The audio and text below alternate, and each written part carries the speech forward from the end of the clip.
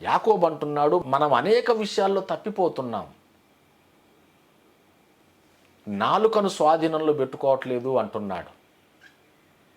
తప్పుడు బోధలు ప్రకటించేవారు కొంతమంది తప్పిపోతున్నారు, బోధ విషయమై తప్పిపోతున్నారు, కఠినమైన తీర్పు ఉంటుంది.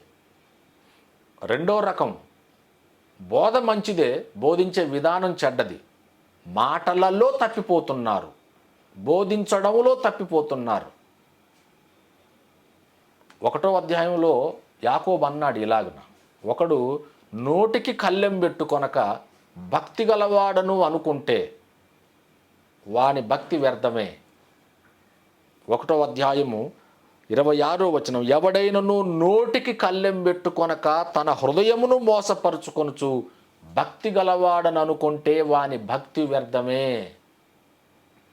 భక్తి చేసేవారంతా కూడా భక్తిపరులు కాదు, వ్యర్థమైపోయే భక్తి చేసేవారు అనేకులు ఉన్నారు. ప్రభువునందు మీ ప్రయాస వ్యర్థం కాదు అనే వచనాన్ని చూపెట్టి ఇష్టం వచ్చినట్టు పరిచర్య చేస్తూ ఉంటారు. ప్రయాస వ్యర్థం అయిపోద్ది. ఎందుకు వ్యర్థం కాదు? దేవుని చిత్తానుసారమైన పరిచర్య చేయకపోతే నువ్వు ఎంత పరిచర్య చేసినా రేపు పరలోకంలో నీకు ఫలం రాదు. వాని పనిని అగ్ని పరీక్షిస్తుంది. యజమానుని చిత్తం ఎరిగియుండియు అలాగూ చేయని వానికి అనేకమైన దెబ్బలు తగులును.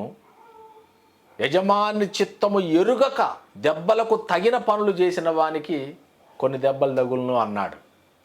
నమ్మకమైన గృహ నిర్వాహకుని గురించి చెప్తూ యేసు ప్రభువారు